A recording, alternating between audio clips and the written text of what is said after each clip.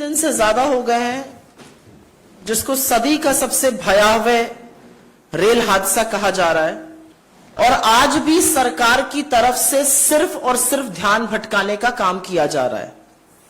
लेकिन कुछ बोलने से पहले कुछ आंकड़े आपके सामने रखने जरूरी है और क्या कोशिशें चल रही हैं उसके बारे में बात करनी चाहिए। भारतीय रेल रोजाना करीब 2 करोड़ 20 लाख लोगों को अपने गंतव्य तक पहुंचाती है। मतलब ऑस्ट्रेलिया की पूरी आबादी इस देश की रेल पटरियों पर रोज होती है। पर ऐसे लोगों के सफर की सुरक्षा की चिंता करने के बजाय आज सरकार क्या कर रही है? कहानियां गढ़ रही है, साजिश रचने की थ्योरियां बता रही है, एक इंद्रजाल बनाने की कोशिश की जा रही है। 288 लोग, मतलब 300 करीब लोगों की जान चली गई है और आज भी इस सवाल का जवाब नहीं है कि इन मौतों का जिम्मेदार कौन है। और रेल से कौन सफर करता है? रेल से इस देश का आम आदमी सफर करता है। तो जब कल हम और आप या आपके परिजन, आपका परिवार, आपके मित्र, इस देश के लोग जब रेलगाड़ी में बैठेंगे तो ये याद रखिएगा, आप ये सफर अपने रिस्क पर कर रहे हैं, क्योंकि सरकार की कोई जिम्मेदारी नहीं है। कहां नैतिकता लेकर नैतिक जिम्मेदारी का वहन करते हुए सरकार को और इनके मंत्री को इस्तीफा देना चाहिए, और कहां नई नई थ्योरी, एक इंद्रजाल रच दिया गया है, डेलिबरेट इंटरफेरेंस, मतलब जानबूझकर हस्तक्षेप किया गया इसलिए ट्रेन डिरेल हो गई और अब सीबीआई को जांच सौंपी जाएगी। लेकिन अगर यह दुर्भाग्यपूर्ण नहीं होता तो शायद हास्यास्पद होता कि जब अभी राहत का, बचाव का कार्य चल ही रहा था तो एक मालगाड़ी भी वहीं पर डिरेल हो जाती है। तो यह भी साजिश थी, यह भी नेहरू जी की गलती थी, यह भी कांग्रेस की सरकारों की गलती थी कि अभी राहत कार्य चल रहा है और वहां पर एक ट्रेन और डिरेल हो जाती है। जवाबदेही का जा नहीं है इस सरकार में। अब सीबीआई को जांच सौंपी गई है और सवाल आज यह है कि क्या सीबीआई और एनआईए जैसी एजेंसीज वाकई में कुछ कर पाएंगी? क्योंकि मैं आपके सामने यह बताना चाहती हूं कि 2016 में कानपुर में एक बड़ा रेल हादसा हुआ था। इसको भी आतंकी साजिश बचाया गया था। एनआईए को केस सौंपा गया, रेल मंत्रालय ने चिट्ठी लिखी होम मिनिस्ट्री को, एनआईए को केस सौंपा गया। कानपुर के रेल हादसे की बात कर रही हूं, 152 लोगों की मौत हुई थी। 2017 में कुनेरू आंध्र प्रदेश में रेल डिरेलमेंट हुआ, बड़ा हादसा हुआ, 40 लोगों की मौत हुई। तुरंत बजाय जिम्मेदारी तय करने के, जवाबदेही तय करने के, जांच एनआईए को, नेशनल इन्वेस्टिगेटिव एजेंसी को सौंप दी गई। 7 साल हो गए हादसे के और आज एनआईए एक तय हो कि यह साजिश थी और सरकार की और सिस्टम की विफलता के कारण यह एक्सीडेंट नहीं हुए थे। 7 साल बाद भी चार्जशीट दायर नहीं हुई है। मतलब करीब करीब 200 लोगों की मौत रेलवे ट्रैक पर डिरेलमेंट से हो गई। उसका जिम्मेदार कौन है यह नहीं पता है। अपने ऊपर से ध्यान हट जाए, अपने ऊपर से ध्यान निकल जाए, कोई जवाबदेही ना हो, इसके लिए एनआईए को जांच सौंप दो। आज सीबीआई के साथ यह किया गया है।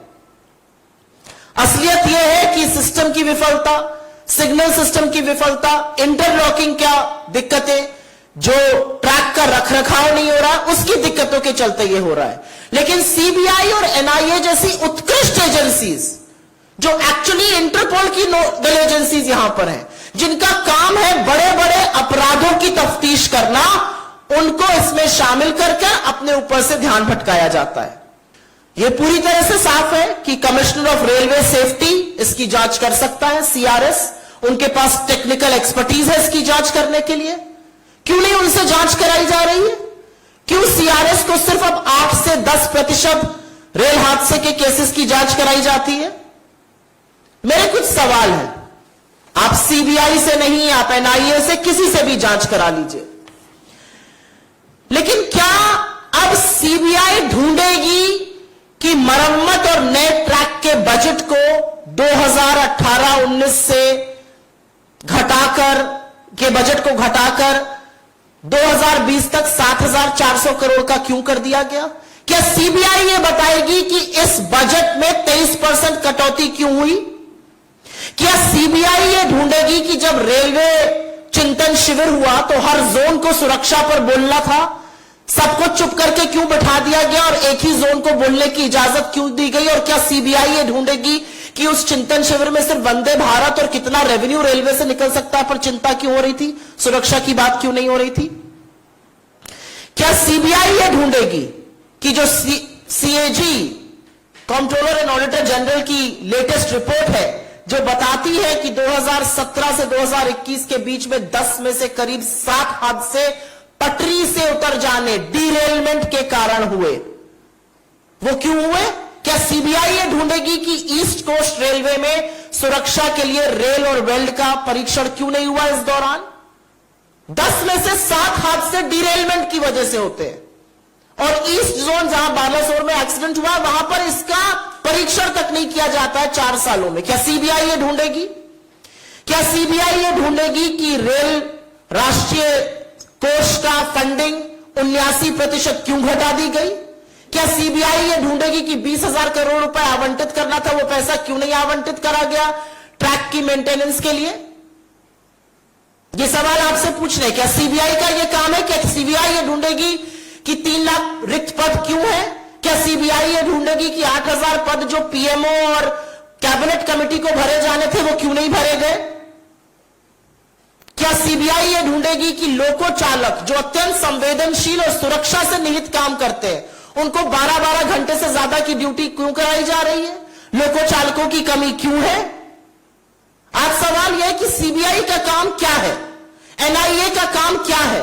7 साल पहले आपने एनआईए को 2 जांचें दी थी, आज तक चार्जशीट नहीं दाखिल हो पाई, तो क्या उन परिजनों को पूछने का हक है कि यह सरकार की विफलताओं के कारण हुआ, दोष कहीं और क्यों मढ़ा जा रहा है? और एक बात और है, ऐसी उत्कृष्ट एजेंसीज को जब आप इस तरह की जांच देते हैं जिनमें उनकी कोई टेक्निकल एक्सपर्टीज नहीं है, तो आप कहीं ना कहीं उनके ऊपर भी एक सवालिया निशान लगवाने की कोशिश करते हैं। सबको लगता है एनआईए क्यों? एनआईए का काम है टेरर को इन्वेस्टिगेट करना। जो आपके ट्रैक के चलते हो रहा है, जो इंटरलॉकिंग की विफलता के चलते हो रहा है, जो सिस्टम फेलियर के चलते हो रहा है, जो मेंटेनेंस की दिक्कत से हो रहा है, उसके बारे में क्या होगा? और एक बात यह सच है कि लोकतंत्र में चुनी हुई सरकार आज लगातार जवाबदेही से भाग रही है। और एक यह भी सच है, दुख के साथ कहना पड़ता है, कि जब मंत्री या प्रधानमंत्री वहां जाते हैं तो ऐसा स्वांग रचा जाता है जैसे भगवान अवतरित हो गए हो। अरे उनका काम है, चुने हुए प्रधानमंत्री है, रेल मंत्री है, अगर वो जहां पर 300 लोगों की मौत हो गई करीब करीब, उस हादसे की जगह पर नहीं जाएंगे तो क्या करेंगे? यह अलग बात है कि वहां कूलर लगा हुआ है, यह अलग बात है कि शव गाजर मूली की तरह डंपर में फेंके जा रहे हैं और उनके लिए तोसक तकिया लगाकर इंतजाम किया गया है। यह अलग बात है कि रेल मंत्री के फोन पर 7 बजे शाम दिख रहा है, हमारे मीडिया के कुछ साथी उसको 11:30 बजे उनको जमीन पर तैनात दिखा रहे हैं। तो चुनी हुई सरकार को जब जब कटघरे में आप खड़ा करते हैं तो हमेशा ध्यान भटकाया जाता है। और इसीलिए हम सिर्फ और सिर्फ एक बात कह रहे हैं कि जांच जो है वो टेक्निकल एक्सपर्टीज के जो लोग हैं उनसे कराई जानी चाहिए और जवाबदेही तय होनी पड़ेगी कि क्यों नहीं ट्रैक मेंटेन किए जा रहे हैं, क्यों भारतीय रेलवे जो करीब 2 करोड़ 20 लाख लोगों को रोज अपने गंतव्य पे पहुंचाता है, आज लोगों को रेलगाड़ी में बैठने से डर लग रहा है। अगर इन सवालों का जवाब सरकार नहीं देगी तो क्या सीबीआई और एनआईए जैसी एजेंसीज देंगी जिनके पास ना टेक्निकल एक्सपर्टीज है? और एक ये सच है कि ये पूरी साजिश का जो माया जाल है वो सिर्फ इसलिए रचा जा रहा है कि लोगों के मन में डर भर जाए और सरकार की कोई जवाबदेही ना हो। नैतिकता तो यह कहती है कि 3 घंटे के अंदर रेल मंत्री को अपने पद से इस्तीफा दे देना चाहिए था, लेकिन हो क्या रहा है? एक नया स्वांग रचा जा रहा है। और इसीलिए कहीं ना कहीं यह प्रतीत होता है कि यहां पर भी तथ्यों से मुंह मोड़ा जा रहा है, यहां पर भी बचा जा रहा है और यहां पर भी सरकार जवाबदेही अपनी तय करने पर, ना तय करने पर मन बना चुकी है। I will very briefly make the same statement in English. It's been over 96 hours approximately. Indian Railways carries about 2 crore 20 lakh people to their destinations every day, which is almost the population of Australia. Every single day, 2 crore 20 lakh people are on the tracks of Indian Railways.